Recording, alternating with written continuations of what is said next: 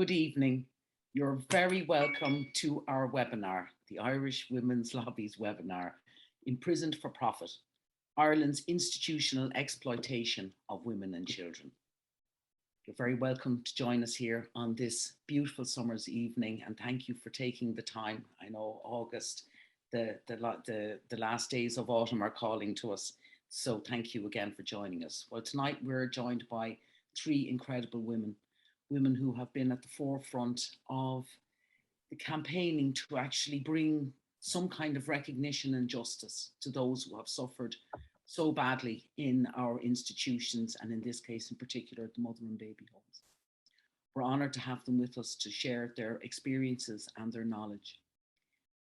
First of all, we'll be joined by Anna Corrigan, and following that we'll have Annette McKay, and then we will be having a brief, we will be talking, having a question and answer session with both Anna and Annette, and then we will be listening to a pre-recording which has been done for us very kindly by Beth Wallace. Unfortunately, she couldn't join us this evening, so she managed to find time in her busy schedule, and she pre-recorded a session with me, and we're absolutely delighted that she can, if you like, be here with us virtually at any rate.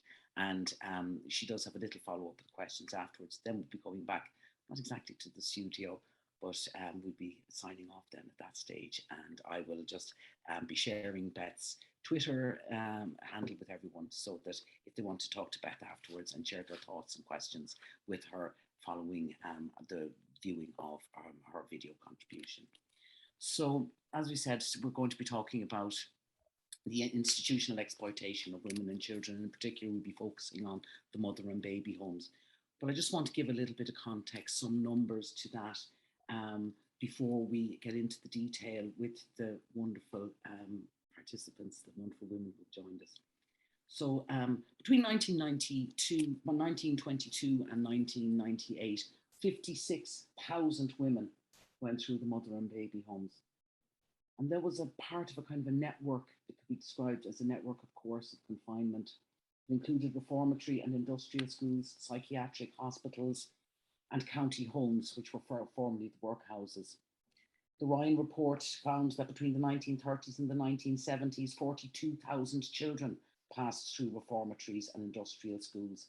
The McAleese report found that 10,000, although some think it's 11,000, women were basically incarcerated in the Magdalen laundries, providing unpaid forced labour. So the proportion of women we had in mother and babies homes here in Ireland were probably the highest in the world, was the finding. And in the 1920s, we had more children in industrial schools in the Irish Free State than both England and Wales combined. In 1966, we had the highest percentage of psychiatric patients in the world. There's no doubt about it that this was indeed an institutionalized, an institution, like an industrial complex really of institutionalization of women and children in Ireland. And I came across, when I was doing the research for my little bit of an introduction, to a book that was written by Paul Redmond called Mother and Baby Homes in Ireland, a standard reference guide and timeline of mother and baby homes adoption and the treatment of single mothers and their children in Ireland from 1739 to 2015. And I suppose that sometimes what gets lost in the scale of the horror, the torture, the abuse that was done to women and children, and indeed men too, in this country, sometimes what we lose in that, this was a money-making enterprise by the religious institutions, and that rather than facilitating a system where children were fostered into loving homes, instead it was far more profitable for the religious institutions, more expensive for the state too, but more profitable to actually incarcerate them in these awfully cruel places. So this is just a direct quote from the book. As can be seen clearly in the local government records, the government issued generous grants and payments to the Catholic orders who ran the institutions. The religious-run institutions were paid on a per capita basis by the state, and they were always pressurizing the government for new inmates. And so all arms of state, the local authorities, the National Society for the Prevention of Cruelty to Children's inspectors, or the Cruelty Man, which so many people will have been familiar with as children, as the ultimate threat. The Gardaí and the courts obliged by committing an average of over 1,000 children a year to the institute and to the industrial schools, women via courts or unofficial means to the Magdalene laundries, and generally making life impossible for single mothers and snatching their children at the slightest pretext, and not just single mothers, of course, but the children of the poor more generally. A vicious cycle ensued as the institutions grew on the back of the generous grants and per capita payments, and therefore demanded more and more inmates, while the various branches of government were trapped into sending ever more inmates to feed the monster they'd created. We often hear when people are talking of the religious behavior in the past and the actions of the church and the various orders that, well, they were providing a service for the people, well, as if that they were kind of driven by some kind of a greater drive to do good in society and to provide for the poor, when the opposite, in fact, was the truth. And of course, how convenient that they banned contraception so that they kept women producing ever more children, which then were dragged off the streets and stuck into institutions and provided as free labor and victims of sexual abuse. So with that cheerful thought, let's, I'm not meaning it's, I apologize. I don't, obviously I'm not being humorous about this, but it's just the sheer extent of the absolutely depraved treatment of women and children in this country never ceases to amaze me. And the reality is, until we face the truth of that, rip off that bandage, we're never going to be able to really heal as a people. And we need to allow that for the survivors and the children of survivors. So with that, we're going to move first, and we're going to be talking to Anna Corrigan. And Anna Corrigan is the PR of the Tuam Babies Family Group. And she's also been awarded a medal from Trinity Philosophical Society for her human rights work and activism. She's an amazing woman who has been at the forefront of the fight for justice for the women and babies of Tuam in particular, but of course that was really the incident that really to a lot of people shocked the world, and it's been so vital in revealing some of the horror with which this country has been burdened. Thank you, Anna. Talk to you now. Hello. Hello, my name is Anna Corrigan, and thank you, Christine, for inviting me to participate in this. It's a great opportunity to be given a voice because, as you know, women have been voiceless for so long, and around this issue we're facing a wall of silence. So yeah, any time we can come up for air, it's really good. I'm going to start with my own background. I didn't spend any time in any of the homes, but I am an intergenerational survivor of my mother and my father, who are both passed through the system. My father, like the children you referred to earlier on, my father's mother had died of tuberculosis, and the children were outside playing, and the cruelty man came along, and he was taken, and his two siblings. He was 7, his sister was 6, and his brother was 5.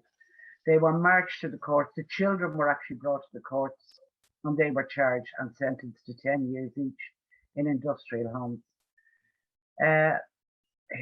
He never seen his sister again. My Auntie Molly, she died in the industrial home in Lochray at 13 years of age, and nobody can tell me where she's buried.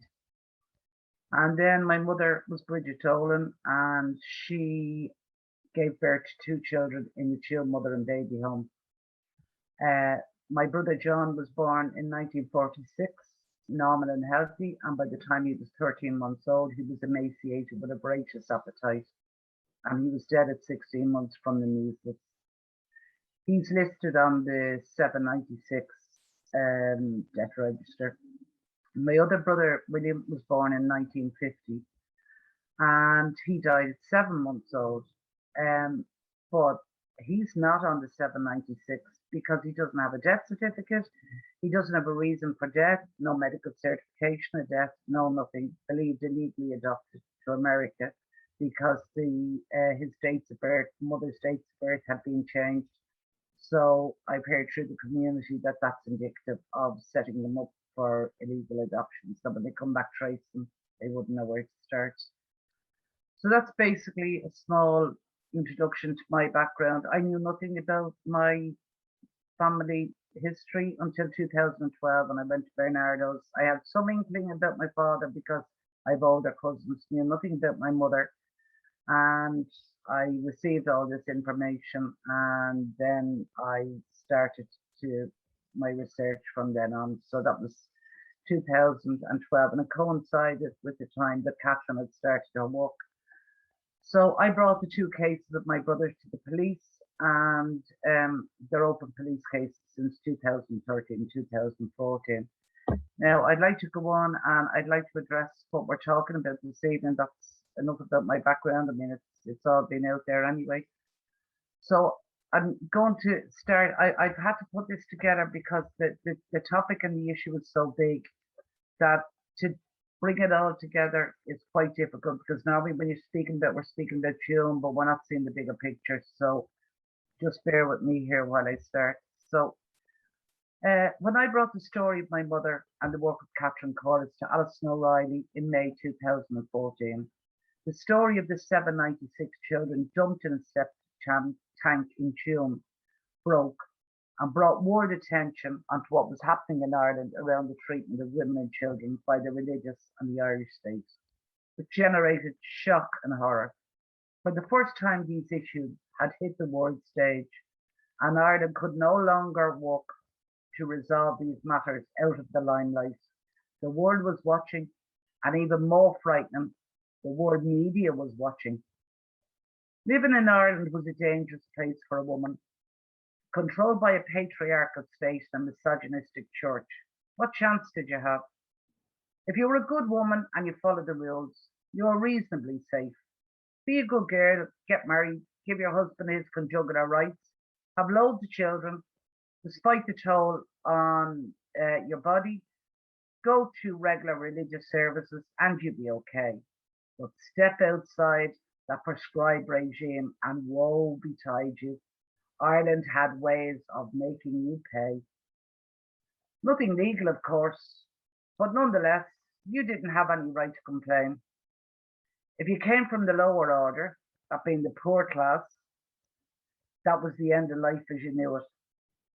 They had big places behind 10-foot walls to put you in. If you were good looking and temptation to men, but maybe the Magdalen home might suit you. If you got pregnant outside wedlock, then it was off to the mother and baby home or the county home. If there was a death or a breakup in your family, then off with the children to the industrial homes. And there was also the mental homes for those who spoke out. What chance did you have?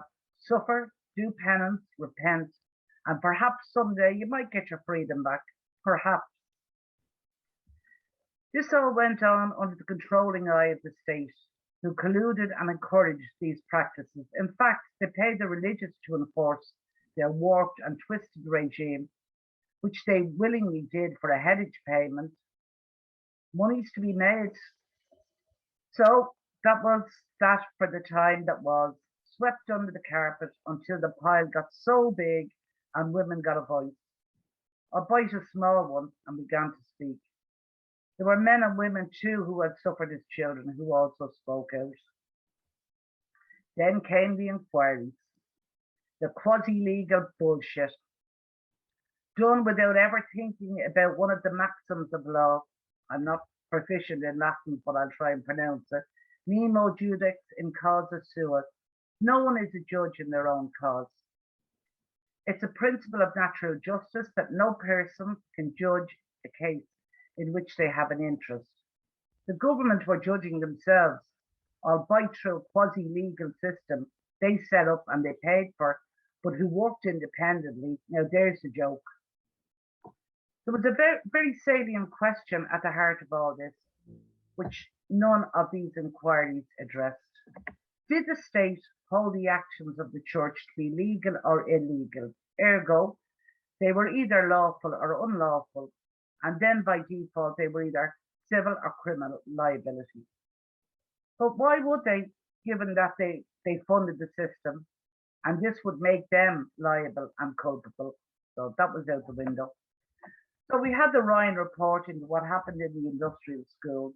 They handed out paltry payments to survivors of these homes with the caveat that you cannot speak about how much you received or you'd face legal action and you could not follow up through the courts. Blackmail, job done, nothing to say, move on. Next came the Magdalene inquiry into what happened in the laundries. These passed off without too much fuss. A mass grave which contained the bodies of women who the religious could barely identify and a number they could not. Still, none of that mattered. They gave a license to the nuns and the builders to exhume them, and they were subsequently cremated. Job done, move on, nothing to see here. Now we have the mother and baby homes to deal with. One has to wonder why they were not all dealt with together, given that this was a machine that ran on the blood, sweat, and tears of the poor, innocent women and children. Perhaps it would have been too much for the good people of Ireland to swallow in one go. Or was there a more sinister reason? Of course there was. If you join the dots, you'll see the whole picture of how the industry worked. Slavery, forced labour, torture, drug trials, baby formula trials, bodies to anatomy departments of hospitals, sexual abuse, fraud, sale of children, enforced disappearance, denials of freedom, you name it, they did it. Oh, and let's not forget the other institution that was involved in mental health. We haven't even looked at that yet. Imagine if you put all those together, what would you have? Crimes against humanity? And let's throw in genocide. Egregious breaches of human rights, but the government didn't see it that way, or perhaps they did.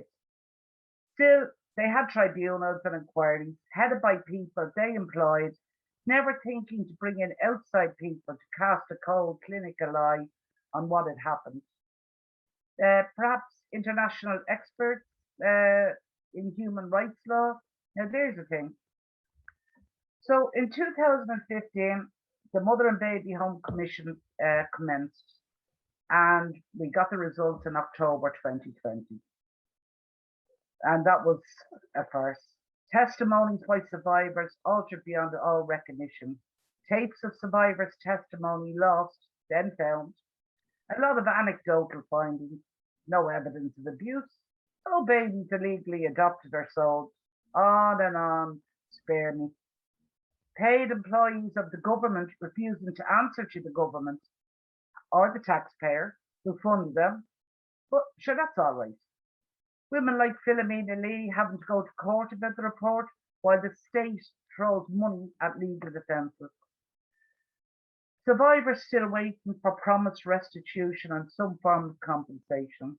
What has happened to the government action plan? Well, perhaps maybe next year. Delay till we all die and go away seems to be the government strategy. But none of that matters. Are we doing something? We have bills now on the floor of the Parliament about adoptions and inappropriate burials, all the while denying us the right to go outside this country to seek justice, as you must exhaust every avenue within the state. And still we wait. Oppression and suppression of our human rights under the ECHR, UN Human Rights Conventions, Nuremberg Codes, GDPR, and last but by no means least, the Irish Constitution. Human rights which were denied to the women and the children are now denied to all who search. This is not a democracy. We live in a republic, and these that are elected are our servants, not our masters. This is history repeating itself. No truth, no justice, no accountability, no prosecutions, and no restitution to date. Then we have the debacle going on around what's to be done with the Tuam pit, which is very close to my heart, given the fact that that's where I advocate for. Despite there being an exhumation and carbon dating and the taking of body parts in 2016 and 2017, covered up again by the Galway County Council with a couple of ton of soil and reseeded. One has to ask why. Expert technical groups reports vox populi as to what to do with the remains, the Galway County Council trying to make it a protected architectural site during the excavation, already having designated an archaeological site under the Monuments Act in 2006, reseeding the site, and now we need laws to proceed, denying us, the families, our rights under the European Convention of Human Rights. We met with Minister Zappone in 2017. It was a very powerful meeting. She was together with Simon Coveney and the CEO of the Galway County Council. She was shocked and appalled, and she professed her shock, and she said that yes, we would have the bodies. She made a commitment that the bodies would be exhumed. That commitment was never honoured. That was 2017. Now this is 2021. So this has been going on forever. And also Simon Coveney made commitments to help survivors at this, that he would actually provide them with counselling service, etc. And now 2021, we still wait. We're in no different position than we were. We've heard a lot of hot air, a lot of talk, and still we wait. Thank you. Thank you so much, Anna. That was a tortuous tale of what you had to go to trying to get any kind of justice, and the struggle still continues. It's very clear. Before we have questions for you, but we'll first, before we move to that discussion part, I'm just going to introduce. We'll be speaking with Annette. So just to introduce briefly, Annette McKay. She's also been campaigning. She's a campaigner for the 796 children buried at Tuam Mother and Babies, well, what's left of the Tuam Mother and Babies home. And she is the daughter of Maggie. Welcome, Annette. Looking forward to hearing you. Thank you, Christine. And thank you to the Irish Women's Lobby, who since the first webinar that we did, I feel like I found my tribe. We meet, we cry, we support each other, we talk, we rage. And in particular this week, when what's happening in Afghanistan again around vulnerable women and children, it just seems it's broke all our hearts, hasn't it? So although I entitled my talk Walking Through Ireland's Institution with My Mother, I really should have started this presentation with Ireland's institutions came to live in my home as a small child, and it was many, many years before they disappeared. One of my earliest and most critical memories of this time is in a children's home. My mother was in hospital with what has been described as a very serious attempt at suicide. I ended up in the care of nuns, and without knowing why, I was frightened of them. One sunny afternoon, a lady came, took me by the hand, and walked me out of this home. It was my mother. With unimaginable courage, she left hospital and walked miles to collect her 3 children and take them home. But the nuns followed us and became part of my childhood. When Mum talked about the nuns, she was in trouble, tormented by memories of hurt and pain and what the nuns did to me. Neighbours would come and put us to bed while we listened to Mum's anguished crying and calm English voices trying to soothe her with tea and reassurance. Sometimes she would run away, and then things became scary and urgent. Where was she, and would she return? She was different to other mums. She spoke in a different way. Maggie was Irish, and this was what defined her. I wanted her to be like other mums and put flowers on the altar and go to church, so we didn't stand out at our Catholic school. But she would not perform, and so we were outcasts, never picked for anything, and made to carry out menial tasks for teachers who did not smile kindly on us.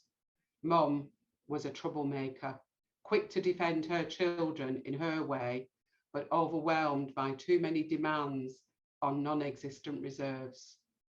Home was very clean, ultra clean, and there could be no infringement on clean. Beds had to be made a certain way, and could be stripped endlessly until she was satisfied.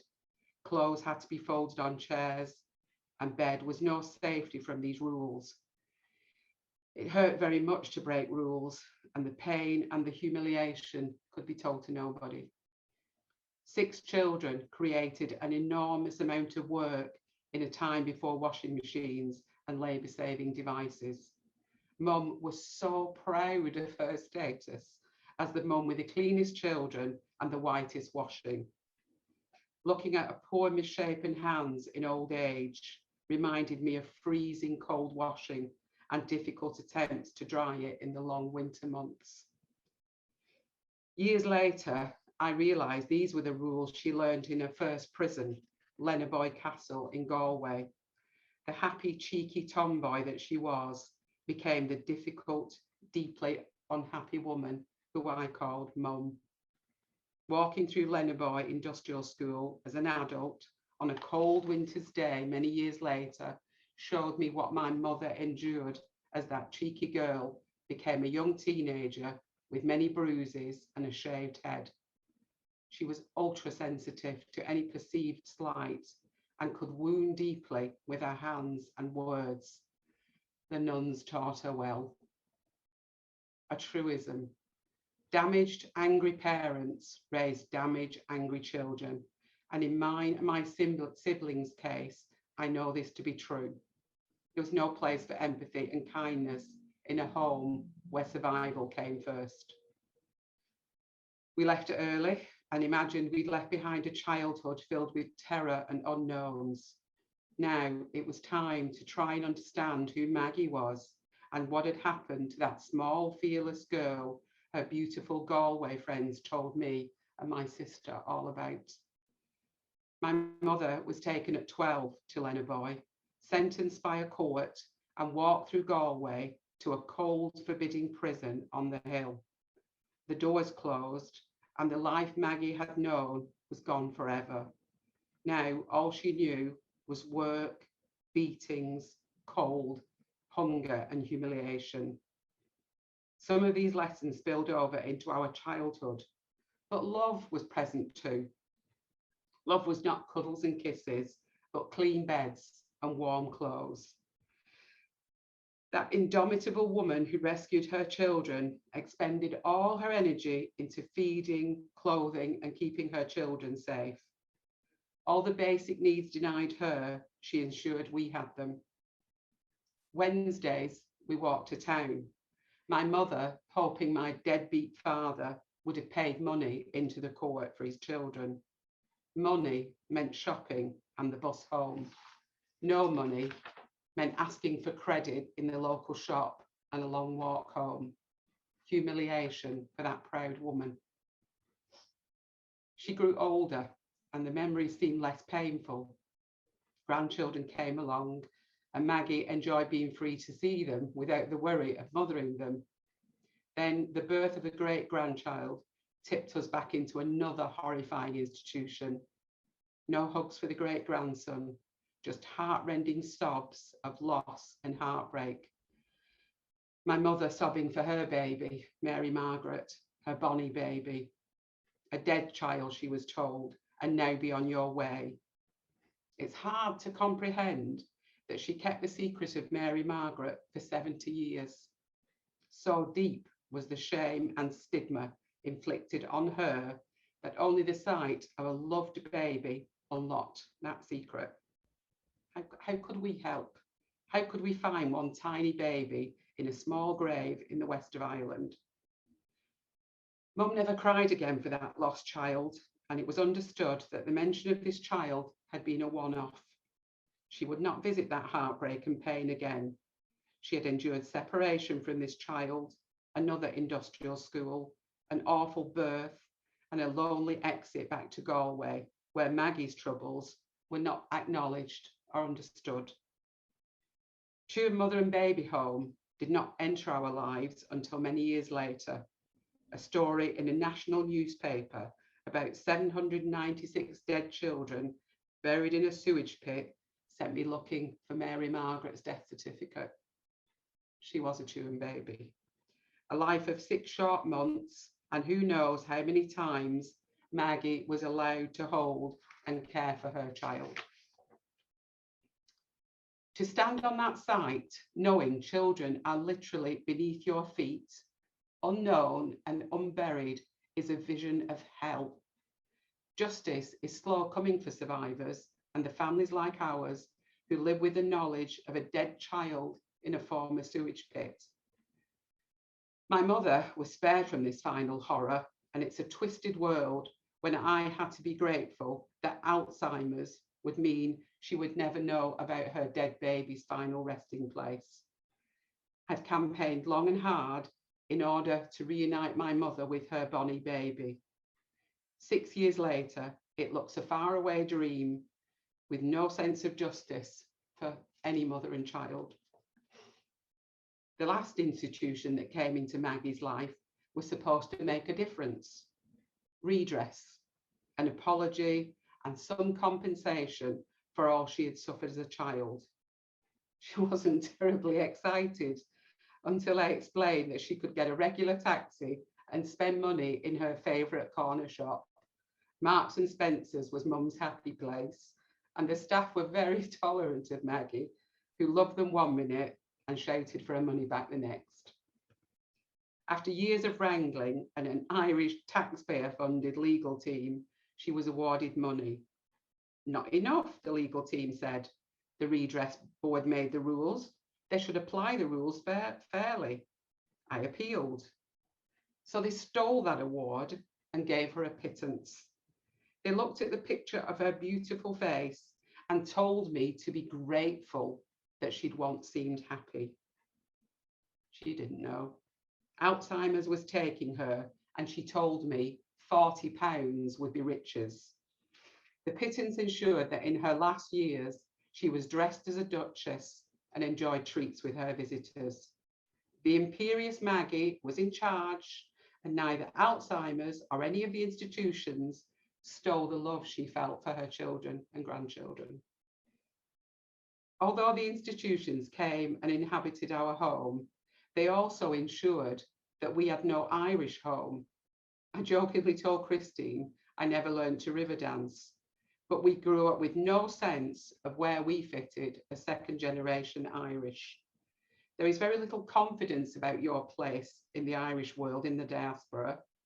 Ireland is a loved place with loved people, but I am always afraid I will break rules because I don't know what the rules are. And now it is Maggie's children who speak with a funny accent, and this marks us out as different. Strangers in a strange land, and no amount of yearning will change that.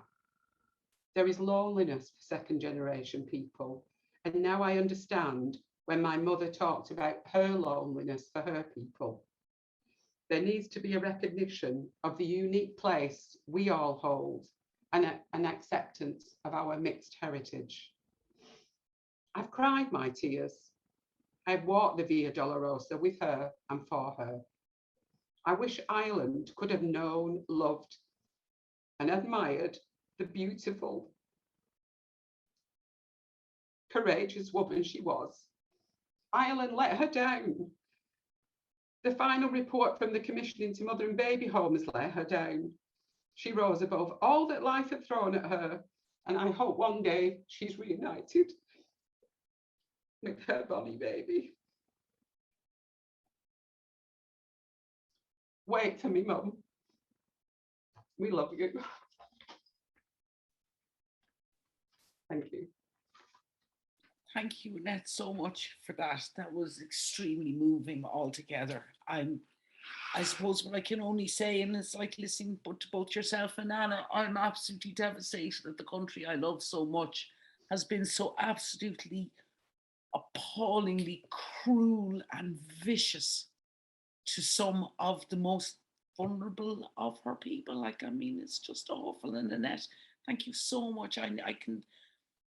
I know the people are really moved hearing your story and your story of your mom. And Christine, can I just tell you one story about it? Because I thought long and hard. I did not want to blame her. I don't blame her. She was Mum and she loved us and we loved her. And when I was a student nurse in the 1960s, I had my first serious boyfriend, and he was from Jamaica, Rowan. And I took him home to meet Mum, and I swaggered down the road thinking that I was Coretta King. Look at me. And brazen and brassy, she would say. So came to our house for tea, and he had tea, and I wondered what she'd think about him. And the words were, that boy was raised by beautiful parents. He's got fabulous manners, unlike my own heathen daughter.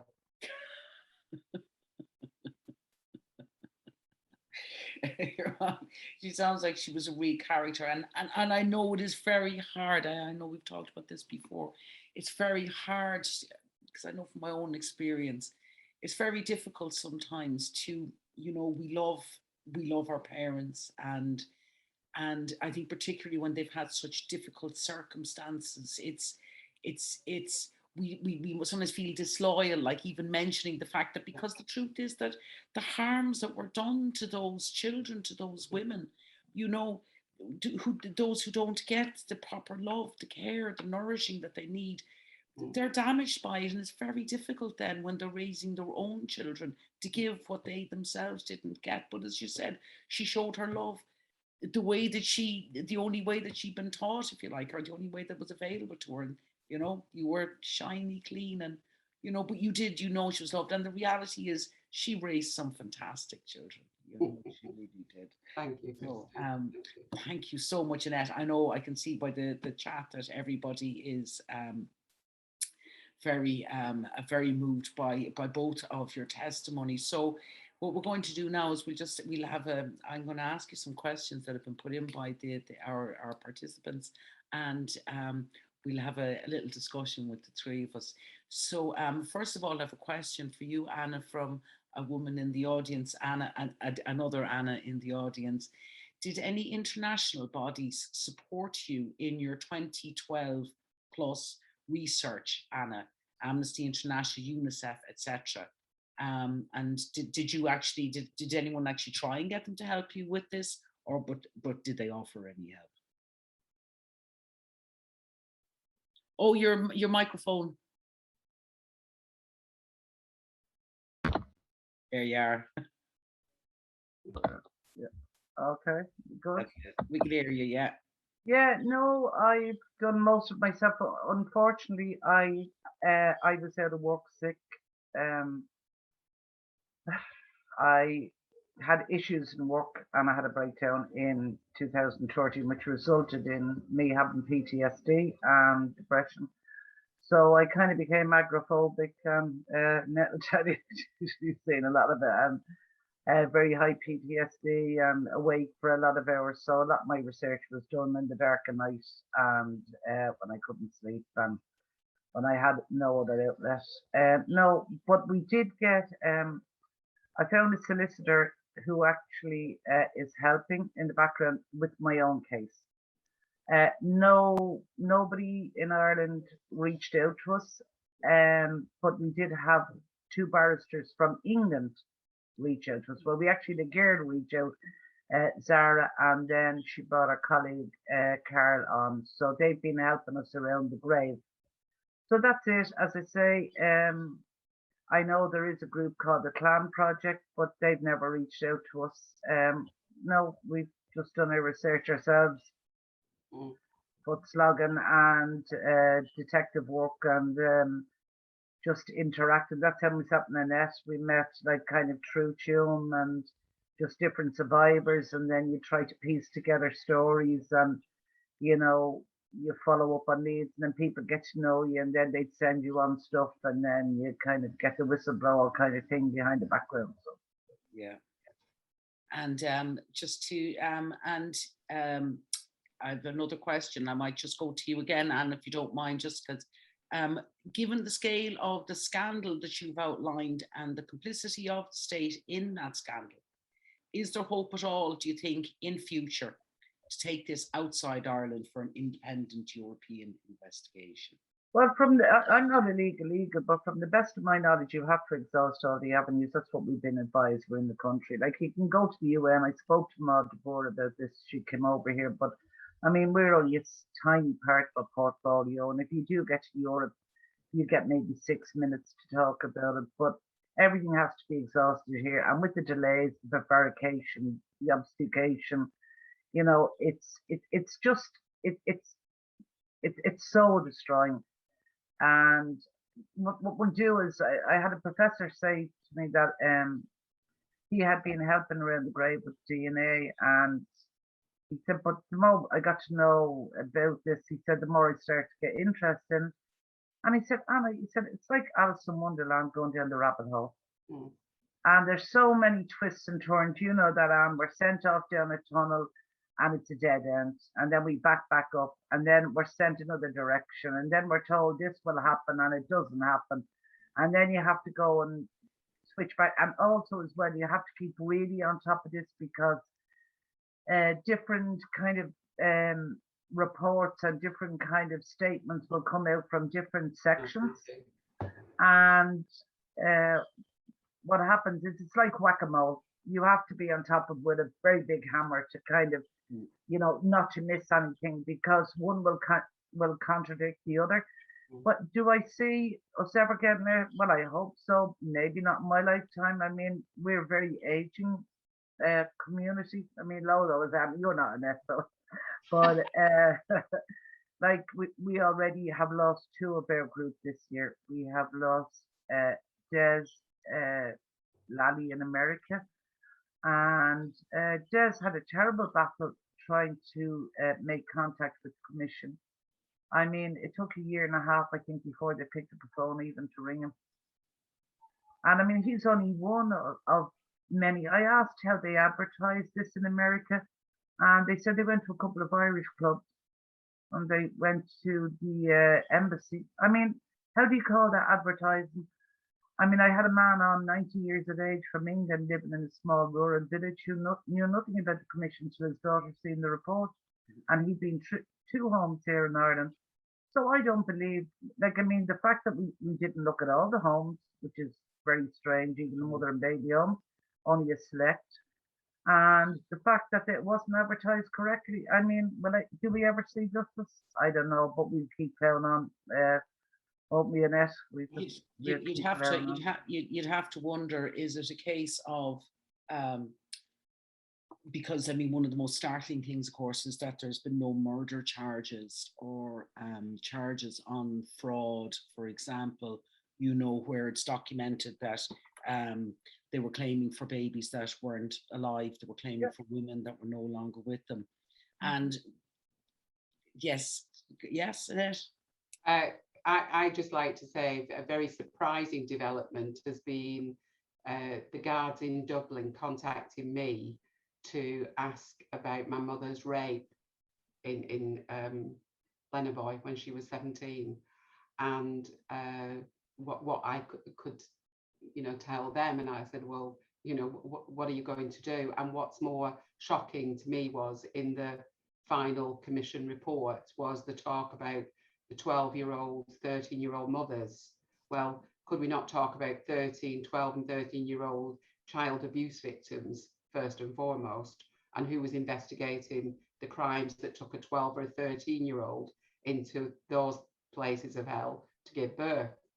And he's coming to see me this week. We've spoke, we've had Zoom meetings, and he said, well, what do you want to see happen? I said, we're not going to, there's going to be no court case, there's going to be no vindication of what happened to Mum, but at least if there was an acknowledgement from the guards, another institution, that let these women and children down. No rape case was investigated, no man ever went to prison for the reasons these women were incarcerated in these hellholes. Maybe an apology is all we can expect. I suppose the thing is that, I mean, I think it'd be interesting, the idea of maybe bringing in something like corporate manslaughter. I mean, the reality is that there was profiteering going on. And of course, there were all sorts of businesses that were also making profits on the back of the cheap forced labour that was being provided in the Magdalene laundries, not to mind the money that was made by the religious orders from the illegal adoption of children. And of course, you'd have to wonder, you know, how much of that ill-gotten gain is still residing in some of the families with positions of power and privilege in this country. We certainly know of one former TD's family that was involved in, it's a matter of public record, the physical and sexual assault of a young girl who was in fact free labor in their home. And of course there was, you know, there was, whilst there was the religious orders, of course there was all the other state-run institutions and all kinds of money being pocketed from that. So it would be difficult not to conclude, or at least have the suspicion, that some of the reason why they're waiting for people to die, or they keep pushing out it as long as possible, is they want to have enough distance between the ill-gotten gains that are the inherited wealth of some of the golden circles in this country that is being facilitated by their dreadful treatment of survivors. And I was just going to actually ask if either of you have a question that you'd like to come up with for each other. There's something that you'd like to ask each other that we can then share with some information or some insight that you'd like everyone. Well, you can see, Christine, that we never struggle with words or to speak, but we struggle with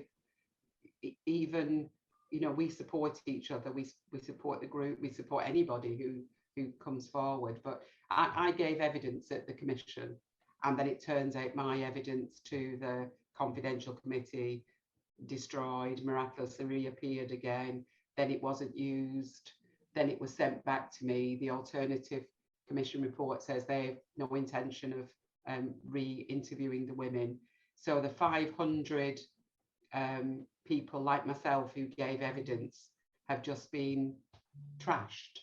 So I think about it, and I think the way they set up, and we've talked about it, haven't we, Anna, around we go to these places where the working class, as I think of myself, meet the middle class, and the same kind of setup. It was set up as me going into a room facing a panel of very well-spoken Irish women who had talked about their titles and their academic achievements, and, you know, we set the pace of we are here and you are here. So it's amazing to us that there's just replication and repetition of the way we are treated as the voiceless, the working classes, the vulnerable, the poor, and the hierarchy still remains the hierarchy. Still had that power over my testimony, which is now worthless. They sent it back to me in a tick box sheet, and in one of the tick boxes it says final destination of the baby, death. So these women with their titles and their middle class privilege world couldn't step down into our world and imagine themselves in that cold, hungry, terrible place, because if you did, we think there would be much more action and willingness to write and give redress. But sorry, can I just come in there as well? Because a lot of people that went into the commission were steered in to the confidential committee, because according to James Gallen, that's what was advertised. So people didn't realise where they were actually going. You know, the way they wanted to lock down you wanted to give private. No, you didn't want to give private testimony. You thought you were going into the commission. I did. And as you always said, Annette, tell your story, peel it back like an onion, bleed all over the floor, collect your bus fare at the door, goodbye now. No backup services, no nothing, right? No. Absolutely horrendous, the treatment of people. You know, over and above what they wrote and what they did. People didn't even get it. I was invited into the commission, and the reason I didn't go in, and Mary Jady said on the Oxford seminar that I was invited in several times. I wasn't. I was invited in once. But the reason I didn't go in is because the case of my two brothers were with the police, and under Section 19 of the Commissions Act, any testimony given to the commission can't be used ongoing in criminal trials. And I kind of, why would I go in? Why would I want to go in? And what Annette was saying there about being looked down, and I spoke to a man who was a survivor of the industrial homes, and his wife was a survivor of the Magdalene homes. They're a lovely couple. They were in their late 70s, early 80s. But he told me when he went in to be interviewed by the Industrial Homes Commission that the judge said, "And where do you live?" And he said, "I live in Foxrock." The judge said, how did you manage that? Like, you're supposed to be in a small garret with 25 children and your wife pregnant again. He said, "Well, actually," he said, I didn't manage it. He said, "My solicitor and my auctioneer managed it for me." But this speaking down to people, afraid that you might live beside them. I mean, I found it absolutely disgusting. And then the wife was very sarcastic. She said, "Oh, I got an increase in my Magdalene pension. I'm getting extra €10." They said, "I'm so excited." And a medical card with the survivor of the Magdalene home typed on top of it. I mean, where do you get out? I mean, talk about adding insult to injury. I mean, in reality, the middle classes, when they weren't profiting off the industrial complex of incarcerated women and children, poor women and children, they were definitely remained silent about it. That has to be sure. There was certainly, with rare exception, the reality is they all knew it was going on. It was in the towns, it was in every county in Ireland, multiple locations, and yet they didn't seem to feel the need to speak up or to raise the issue about it at all. And of course, being poor was a stigma, and it was your fault you were poor. Your fault. So you had to pay for the sin of being poor. Like, not help you up, like just trample you down. So, as I say, the fodder for the machine, the fodder for sweeping up the streets, no expectation. Because, I mean, I'm 65 this year, and 2 years before I was due to start in secondary school, it became free. Before that, you had to pay to go to second level education. It became free. And I got accepted by one of the schools that had been a private school. And I went to my father and my mother, and they said, "Oh, Anna's results are excellent. We were so looking forward to having her." The nuns again, of course, the polished. I always remember the smell of the polished leather furniture. And they said, "But we would be expecting towards a just voluntary donation of, I think it was £50 a year." My father was earning £8 a week at that stage. So that put paid to that. But anyway, I did get to go on to secondary school. But then again, you also see in secondary schools, I was very interested in science. There was no science available because you were a woman. You got to learn shorthand and typing and get ready to go into the office. So that was your lot, But, oh yes, always happy to keep people in their places. That's for. And get your boob felt by one of your bosses in your first job when you're only 18, So listen, I just ask you to answer fairly shortly, if you don't mind, Annette. There's another question in here before we move to Beth's recording. So there's a question in for you. What is it that you feel the survivors most need in order to move on, Annette? And do you think they'll get it? I can answer the latter question first. No, I've lost any small bit of optimism. We've lost years with COVID. Everybody's suffered with COVID, but we talk, myself and Anna, and just feel we are at a complete full stop. And that's the first time I think we've ever felt the doors are closed everywhere to us. But what could survivors have? I think it's such still a hidden part of Irish history. And when the Magdalenes, they did the thing at the Mansion House, welcoming the Magdalenes home. But that's a very nice gesture, but they're not embedded into Irish life, culture, history. That was a special thing. They did. I don't think they wanted. I don't think our story wants to be treated as special. We want to feel that it's understood and it's acknowledged what happened to our mothers and all the mothers, but my mother was never, she could never walk the streets of Galway as Maggie Connor. She was Maggie the black sheep, Maggie Connor with the quotation marks around her. That's how she would feel. She never felt at ease because she was known. So to say, to take the burden away from the women and the children that went through this and to put it squarely back, it's all so begrudging. So the apology from the Bon Secours, who refused to speak to us at any time, we are only talking to the commission, you know, blah, blah, blah. Every door was closed to us when we tried just to get a small bit of information.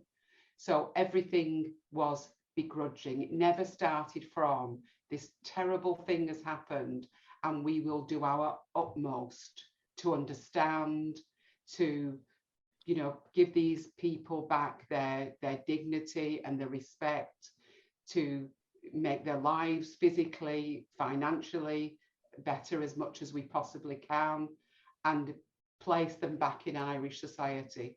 Not as special, but as people something was done to, and they are recognised and respected for the people that they are.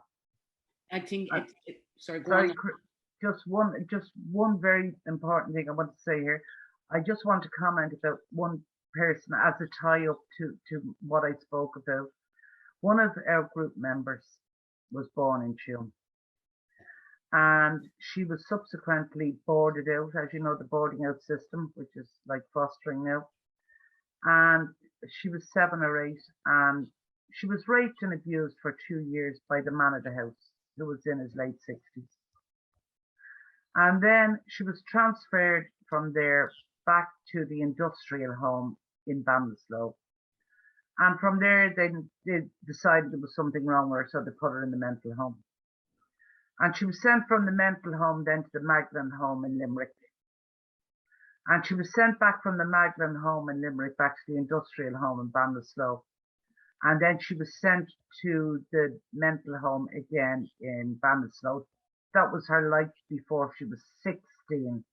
Jesus. So if that doesn't show you that these all worked as a unit, she started her journey in Tuam, ended up in a mental home, but they decided to break them down into bite-sized pieces. She's had to interact with the Commission of Investigation into the industrial homes. She's had to interact with the Magdalen home. Now she's interacting with the mother and baby home. This is one life. This is what happened to her. She shouldn't be parsed off into small pieces like this, you know. And I mean, again, she's one of the diaspora living in England. It's just. Can I just say something, Christine? Sorry to interrupt. For me personally, one of the things is to lose the labels plastic Bernadette and the plastic Paddies. So a recognition as well that, you know, I go to Ireland, and as she did here, my mum, when she opened her mouth, oh, it's Maggie, she's Irish. It's Annette, she's English. But just a recognition, and, you know, we've talked about this before, about the diaspora is big, and a lot of them are very confident.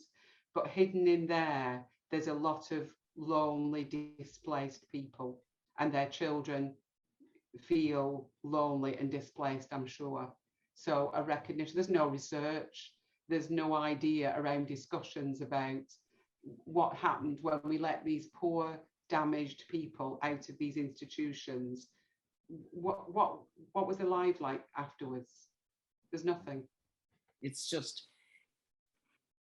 there aren't even, the truth is there aren't even words to try and cover, and certainly we can do no justice whatsoever in such a brief sessions. We have, funnily enough, my own mother worked with homeless Irish, mainly men, it probably would have been, who've been over there for years, but of course a lot of those people would have come out of these institutions one way or another, or as you say, many institutions in individual cases.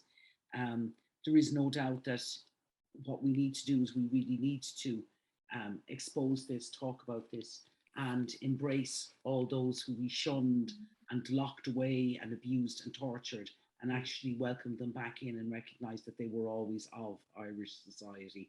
And in fact, they're a terrible symbol of so much that was wrong with Irish society. Still is to a certain extent, that's for sure, particularly when we see the covering up. So I'd like to thank you both very much for your presentations this evening. And it's just been, I know that people who've been watching have been very moved. We will be, of course, putting it on the website so that people can watch it in more detail, and we'll be sharing it more generally in social media. So I'd like to just thank you both very much before I just introduce Beth's segment now. Thank you both. Thank you, Christine. Thank you. So next we're going to be looking at the video that, the recording that Beth Wallace made for us earlier in the week. We're very appreciative. And in a way, it's kind of a fitting end to our session because of actually what, like the content of our discussion. Beth Wallace was born in Ireland's oldest mother and baby home, and she was adopted into a family where she was sexually abused. Now a psychotherapist with a thriving international practice, she invites us to éistigi. And éistigi is the word in Irish that asks us to listen.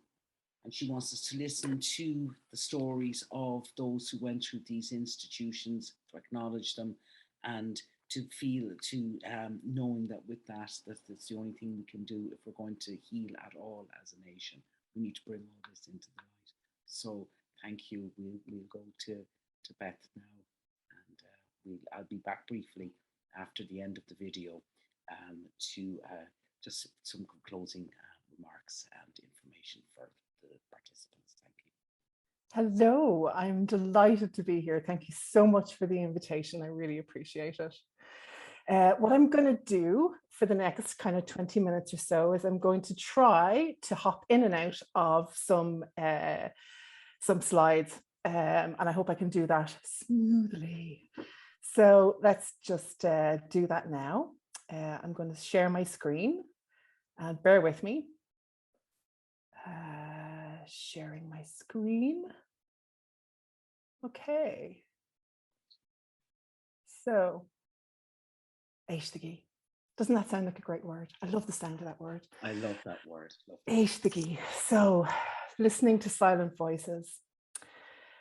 I chose the word éistigi because it means listen, but it doesn't just mean listen, one person. It's not just an invitation or a request to one person to listen, or even a demand.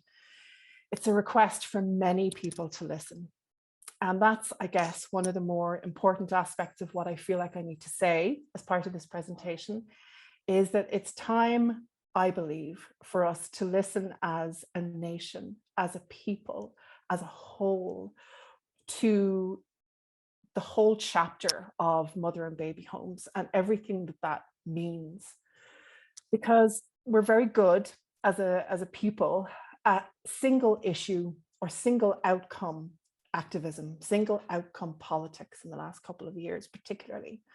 You know, we had Repeal the Eighth, we had marriage equality. They're what I would call single outcome politics. They're very focused. They've got the job done according to what some people wanted and not what other people wanted, of course.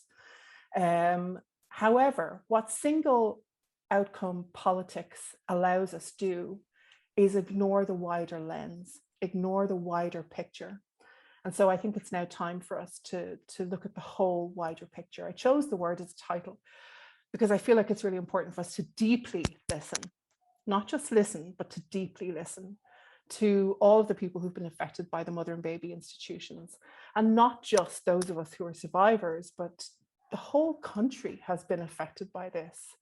The whole country has felt the fallout of this particular chapter of our life as a nation and as a people. And up to this point, it's my experience, it's my perspective as a survivor, that the voices we've heard, the voices that have been speaking, the voices that have had the loudest and the largest platforms have been very limited. So we don't need to listen to just the loudest voices, and the loudest voices are the same voices that we've heard and seen regularly in the mainstream media. They are the voices of people who have easy access to the mechanisms of power and justice. And so we need to finally tune that hearing so that we're listening to people who are not speaking. We're listening to people who can't or won't speak. And we're listening to people who are deliberately being silenced. And I'll speak more about each of these as we go on. But these are the voices that I want to invite us to listen to. So who am I and why am I talking about this? I'm a psychotherapist. I'm also a survivor. So I've been working in the field of personal and community development for about 33 years. Mostly, not solely, but mostly in the field of sexuality and relationships, sex, sexuality and relationships. And I trained as a psychotherapist about 15 years ago. And so my lens on this particular issue is both a personal one, but also a professional one. So I'm bringing 30 years of professional experience of working with particularly marginalized groups. So I spent many years working with the traveler community. I spent many years working with people living with HIV and AIDS. I spent many years working with people who were in the LGBT communities. And so I'm bringing that particular area expertise to what I have to say. As Christine also outlined at the beginning, I'm also a survivor. I was born in the Magdalen, what used to be called a Magdalen Asylum. It's the oldest one in Ireland, established in 1765, I think. And closed in, there are two, I've seen two different dates. I've seen 1994 and 1996. So let's just say the mid 90s. So it was around for a long time. So I was born there and then adopted about 2 years later to a family that wasn't a safe family for a child to be in, because as Christine said, I was sexually abused in that family. So I'm also bringing that experience to what it is that I'm saying this evening. And I'll share a little bit more about my personal experience as we go on. So before we can look at who we're not listening to, it's important to look at who we are listening to. So where are we getting our information about mother and baby homes? Where are we getting our, what stories are we listening? What narratives are we listening to? Most of us, and of course, not everybody, it's not true for everyone, but most of us are listening to what the government has to say, what ministers are saying, what the Commission for Investigation said. Most of us get our information from the mainstream and social media. There are a small number of vocal and influential academics who are contributing to the discourse in the media and also with government. Mostly those academics are in the legal and social studies fields. We're getting our information also from friends and family, because many of us, and I'll get to the numbers in a bit, but many of us have survivors in the circles, of our friends and family. And of course, we're hearing directly from survivors. But I have to say, having been part of the commission, having been part of the investigation commission process, that especially over the last 8 months, as the report came out, and as various, media articles appeared, as various people contributed their opinions, their reflections, it is true to say, in my experience, that a tiny minority of survivors have actually spoken and have been heard in a meaningful way. And I'll get more into this in a bit. So, okay, forgive me with my number crunching. Who are we not listening to? So we're not listening to the majority of survivors. Let's look at the numbers for a bit.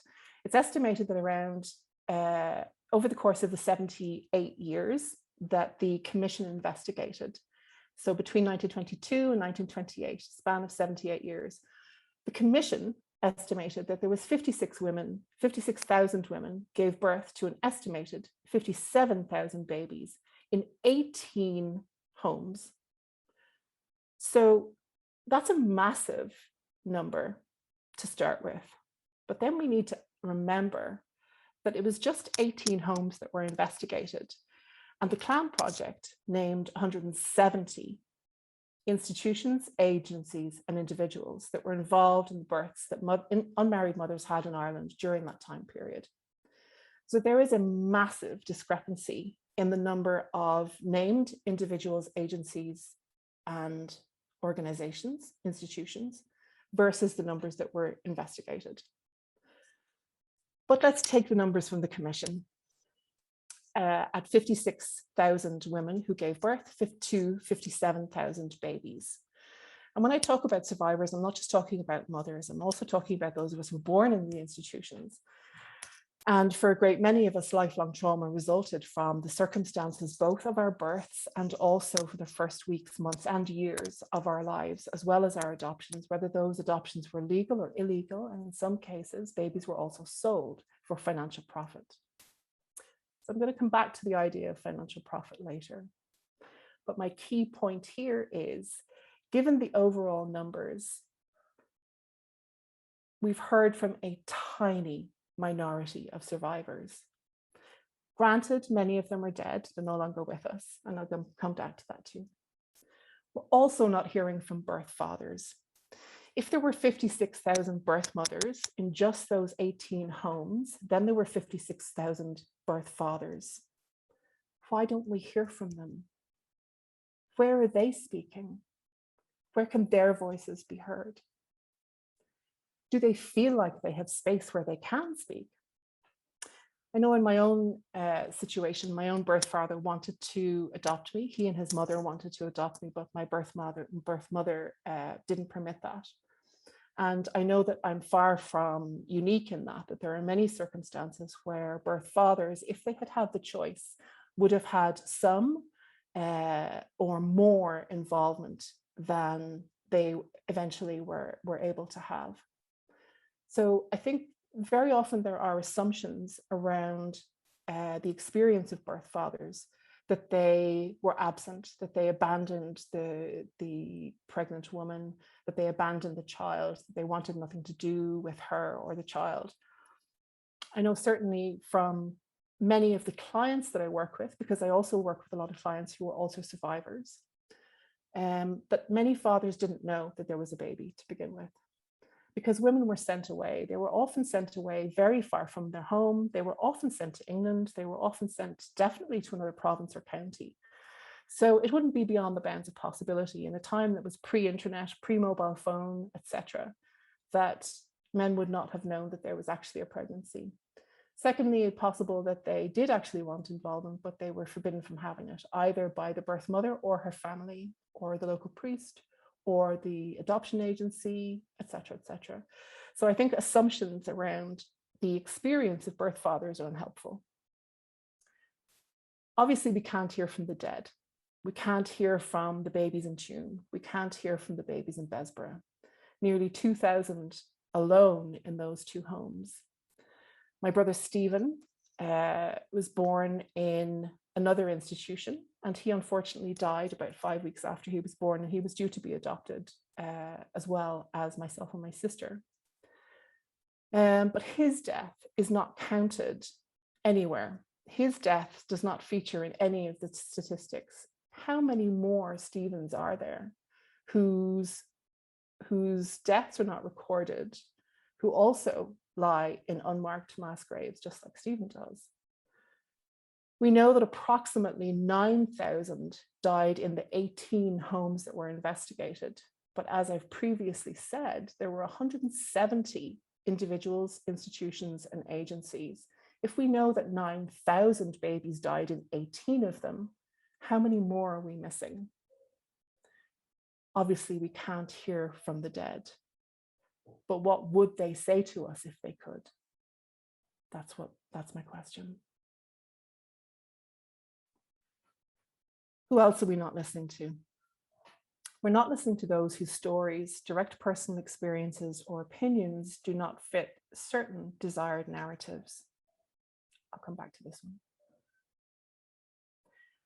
Who else are we not listening to? Ourselves and each other. Especially for those of us who are survivors, it's deeply challenging to acknowledge and attend to our own painful experiences. I know as a psychotherapist that one of the most difficult things we can do is acknowledge our own pain and turn and face our own trauma. However, in order for there to be recovery from trauma, in order for there to be healing from trauma, it is essential that we turn and face it. People can feel in the short term that it's better to ignore emotions or ignore people that remind us of our painful past. It can feel in the short term better to maybe leave the country, to numb our emotions with alcohol, with drugs, working too much, avoiding ourselves in some way. However, research is clear that when we ignore our trauma, when we ignore painful, difficult, challenging experiences, they will eventually come and bite us. And what that biting looks like very often is ill health, dysfunctional relationships, depression, addiction, substance misuse, etc. So we've looked at who we are hearing. We've looked a little bit at who we're not hearing. And so I think it's important to look at, why can we not hear those voices? What are some of the reasons why we can't hear people? So in order to access the mechanisms of justice, communication, and power, a certain amount of capacity is needed. And so I want to just explore that a little bit before going on. The idea of capacity is that one has the inner resources and the outer resources to be able to access those mechanisms of justice, communication, and power. So let me give you an example of the investigative commission. It was a very complex process. Even I, a university graduate, somebody who spent more than 10 years in personal therapy, somebody who works on herself on a regular basis, even I struggled to navigate the system of the investigation of the commission. Even I dropped out. I stopped communicating. I stopped engaging with the process because it felt too difficult. It felt too complicated. It felt too complex. I compare that with someone like my birth mother, who left school at 14. She was born and brought up in the Liberties in Dublin, left school at 14, has difficulty reading and writing. How is she going to navigate that process? She didn't. That's how.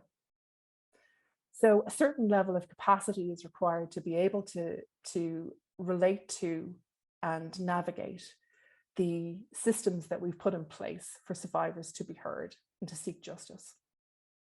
So many, of course not all, survivors have spent our lives trying to recover from what was done to us, to the lifelong effects of early childhood trauma, struggling with addiction, and I know that one well, struggling with depression, I know that one too, feelings of shame, of course, difficulties with attachment in relationships, anxiety, anger, and engaging in behavior that puts us at risk, and more. So while survivors are struggling, and of course, as I've said, this isn't everybody, but certainly some, a vast majority, I would say, of survivors are struggling with surviving life. There isn't any leftover time, energy, or capacity to engage with something that requires a lot of energy. So if you spend your life simply trying to survive, there's nothing left for engaging clearly and cleanly in the complex processes of justice, accountability, and truth. And the systems in place don't take this into account. So let me share an example of an older man that I met at one of the group gatherings that was held as part of the investigation. He was maybe in his mid-70s. We were in a group of about 20 to 30 people. We were given an open forum to share what we wanted to share in the way that we wanted to share it with each other. It became really clear to me very fast that almost nobody in that room had ever had an opportunity like that before. Almost nobody in that room had ever shared with other people outside their immediate family what had happened to them.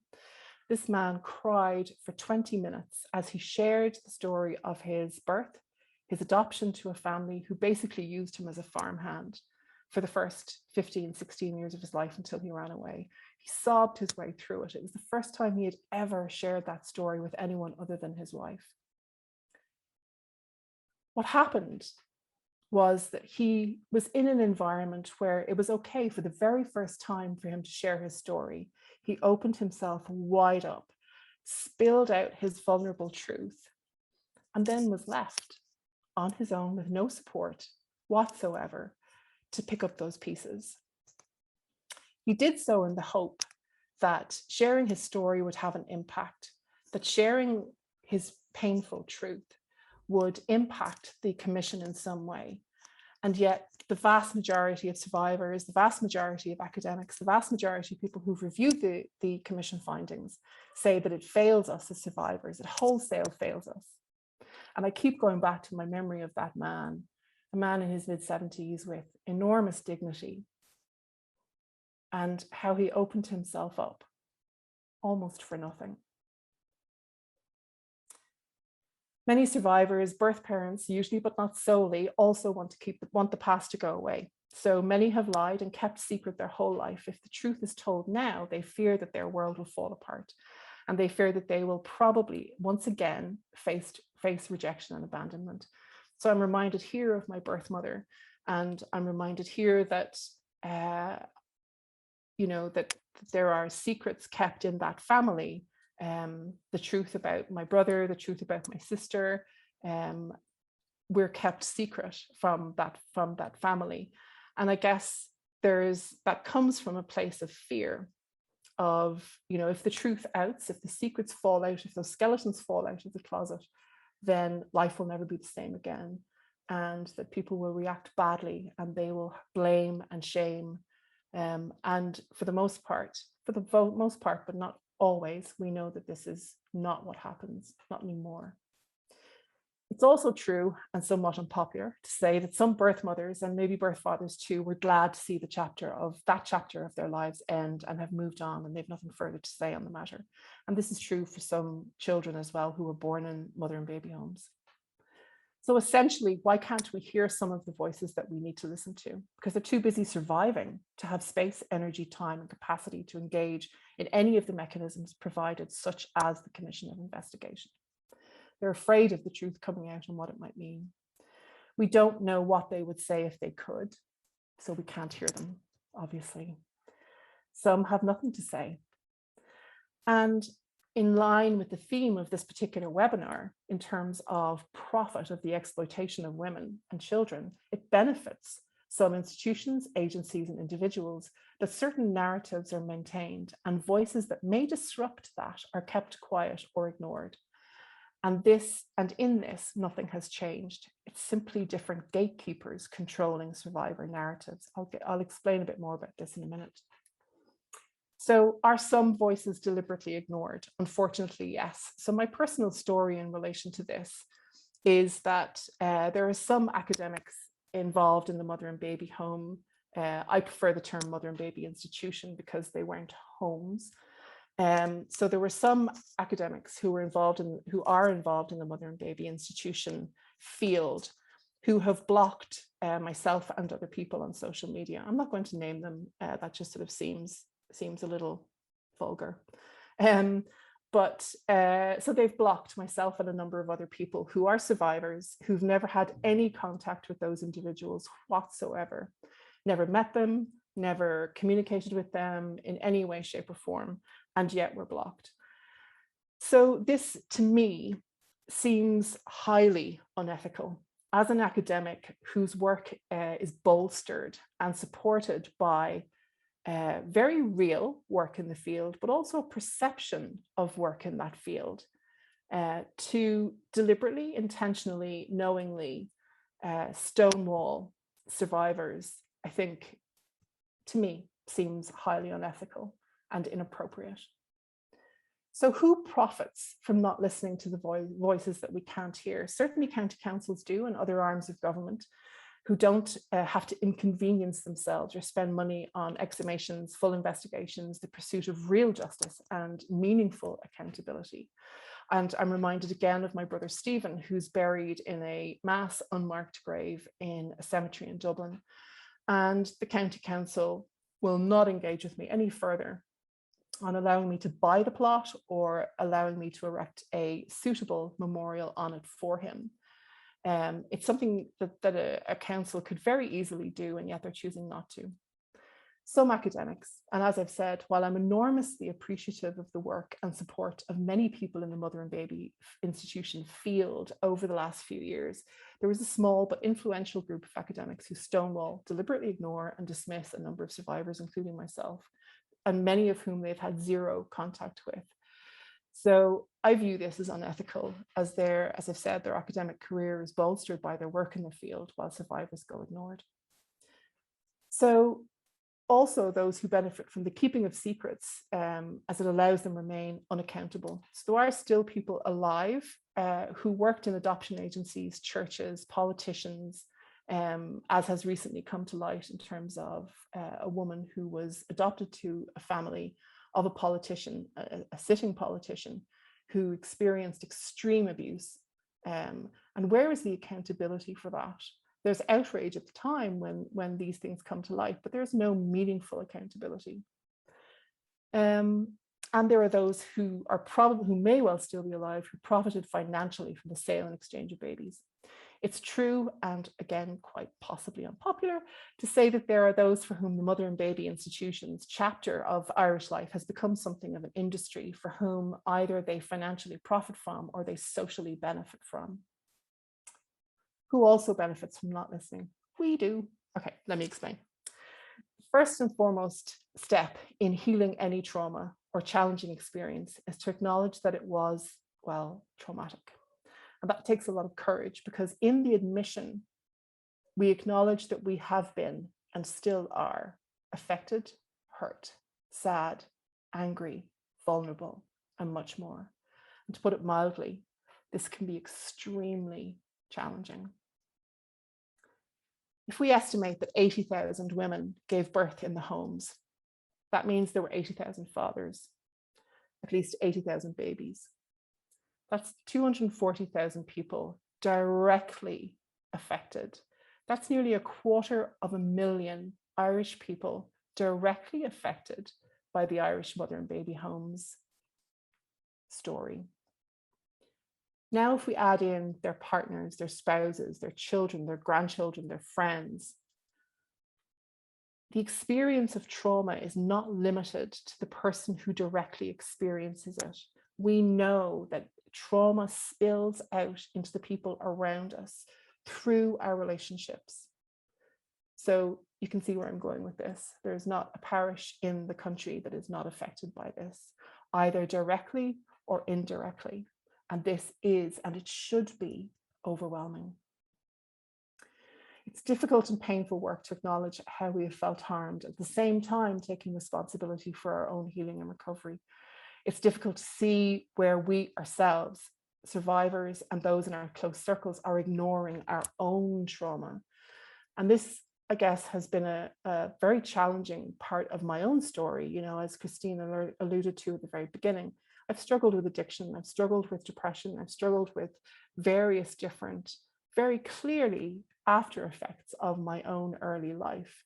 And it's excruciating to acknowledge our own hurts, our own pains. However, in order to have real recovery and healing, we have to do that. It's difficult to see where we as a nation and a people have been ignoring our own intergenerational trauma, that which is passed on through the generations, but it's clear when we look at it. In untreated intergenerational trauma shows up as addiction, substance misuse, emotional disconnection, difficulty discussing emotions, increased risk of suicide, cancer, heart and liver disease, increased risk-taking and antisocial behaviors, hypervigilance. If the original trauma was sex or sexuality related, then it's passed on to future generations, and it can also present itself as in a dysfunctional way in terms of its relationship with sex. I don't know about you, if you're Irish, if you've grown up in Ireland, if you live in Ireland, but I can certainly see us as a people, as a nation, in every single one of those signs of intergenerational trauma. So I want to leave you with an invitation, and the invitation is to all of us, not just to you, but it's also to me. And the invitation is this: I want to invite us to have the courage necessary to really look at ourselves through the lens of how trauma is experienced by our people. This is not just a single issue. It's much wider than mother and baby homes. It's intergenerational. It's how we relate to each other. It's how we relate to ourselves. It's how we relate to the institutions of power and justice in our country. Where does that trauma show itself in our relationships? As I've said, with ourselves, with others, in our communities, in our society. how does our experience of trauma show itself in terms of our homeless crisis, our direct provision crisis, our crisis of employment, etc. Once you've answered that question, what can you do with that answer? Is there a way for you to access the support that you need to process any trauma in yourself or your family? If you're a survivor and you're not wanting to deal with or to face what it is that happened to you, what it is that you experienced, maybe now's the time to do that. If it happened in your family, if there was an aunt that disappeared for 6 months that nobody talked about, if there was an aunt that disappeared and never came back, maybe now's the time to talk about her.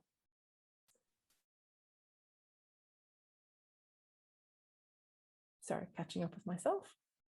Is there something your local community can do? I'll give you an example of that.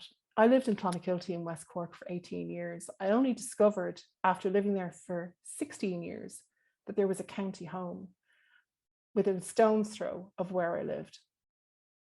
Nobody talked about it. Nobody said, you know, this is what happened there. This is where the women went. This is where the babies were born. Nobody talked about it. Nobody acknowledged it. In 17 years of living there, I never heard one person talk about it. So is there something in your local community? Is there a building in your local community? Was there a home? Was there an institution? Was there a laundry? Is there something that your local community can acknowledge, can talk about, can bring into discussion, can bring to light in some way? Because acknowledging what happened is the first step to recovering from it. Healing and recovery starts with the individual, but it needs community and national support for it to be really meaningful and lasting.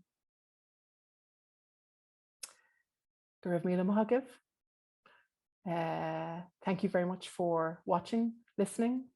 And now I'm trying to figure out how I can get the screen back. Probably press escape, I'd say. There we go, we're back. Thank you so much. Thank you. You're very welcome. That was really, really wonderful. And I think really it was fantastic the way you broadened it out actually to the national trauma, undoubtedly. And you know, I think we can go from the small family to the large nation. The same thing, secrets kept, Absolutely. secrets hidden. There can be no healing without. Yeah, absolutely. It's almost like, I imagine it kind of like a microscope.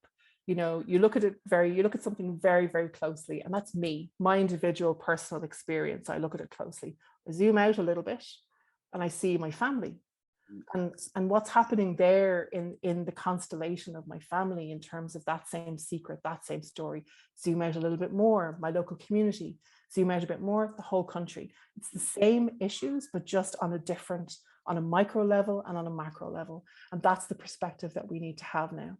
Yeah, no, you're so right. And can I just really ask you one question, I suppose, before we end it here, and sure. I'll be returning to my other persona in real time. So I was just wondering, from your perspective, as both a survivor of the mother and baby institutions, and as a psychotherapist who works in the area of relationships and emotional healing, what is it that you think Ireland most needs to heal emotionally at the national level and to move on from this tragedy? It's a great question. And when I think about this issue, I think about, firstly, I think about how have other countries done this? Because let's not, try and reinvent the wheel, because there are other countries who've had very similar experiences. And I'm particularly reminded of Canada at the moment. So Canada, has just had a period of about 4 or 5 months of revelations of mass graves of Native Canadian children found at industrial schools. Canada is a huge nation. I don't know what the population is, but it's an absolutely enormous nation in comparison to Ireland. They're talking at the moment in the region of around 4,000 children. There was a national response that, for me, really put Ireland to shame. Within weeks of that coming to public awareness, many of those children's bodies were returned home to the native land of the clans that they came from and reburied with incredible honor and ceremony. If that can happen in Canada, why are we still waiting for exhumations 4, 5, 30 years later in Ireland? So, I look to Canada. What have they done? What did they do? They acknowledged it immediately. They said, this is horrendous. This is appalling. How can we make reparation? What do you need as the communities of people who have been wronged here? What can we do to heal this? And that question has been asked, but it's been lip service in Ireland. It's never been in a meaningful way. And the response has always been to legally protect the backs of the people who would be held accountable. So I would look to Canada, but I would also look a little bit to South Africa in terms of how South Africa dealt with and managed after the fall of apartheid. They built the Truth and Reconciliation Commission, and it has its faults, unquestionably. But the key word there for me is truth. They exposed the nation excruciatingly painfully to the full truth of everybody's part and everybody's role. We are missing that in Ireland. We are missing the full truth and the full exposure of the truth. So I'm loath to suggest another commission because my experience, I've disengaged completely, but my experience has that they've been failures. But I think a full exposure of the truth is what we need in Ireland. And if the government, if those in positions of power are unwilling to do that, the people can do that. Individuals can do that. Communities and families can do that. Individual people can say, here is my truth. This is the truth of what I experienced. This is what happened in my family. Communities can do the same. They can have community art exhibitions. They can have community talking circles. There are a billion ways to do it. But I wouldn't suggest placing our trust or our faith in national government.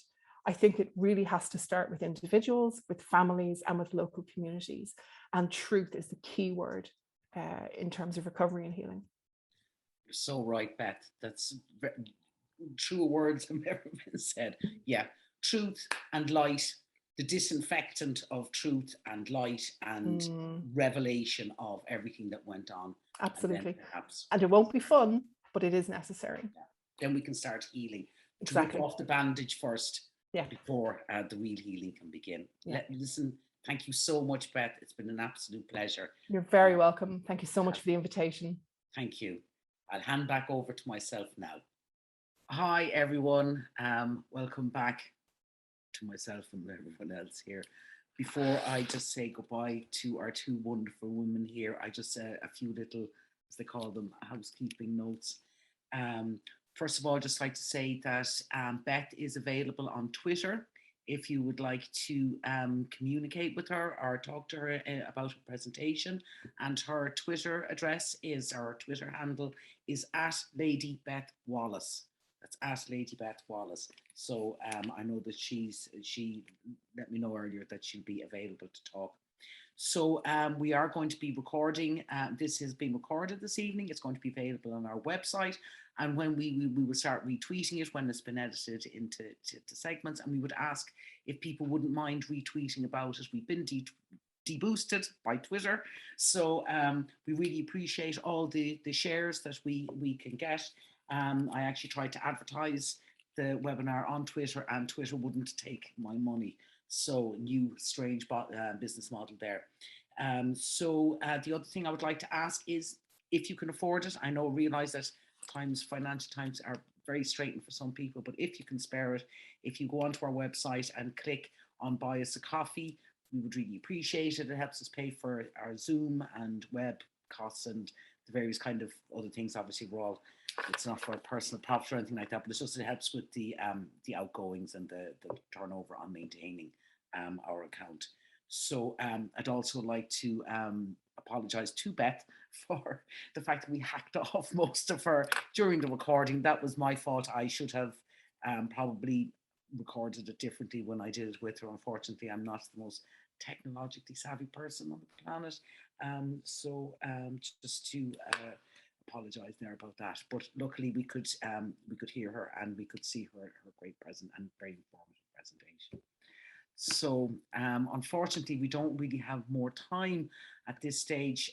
We're already gone well past. I'll be in trouble for everything running on a bit late. We do like to try and finish on time for people because we know people have busy evenings and plans. But we'd like to thank all our participants who joined us, and it was fantastic. You all stayed with us for the duration.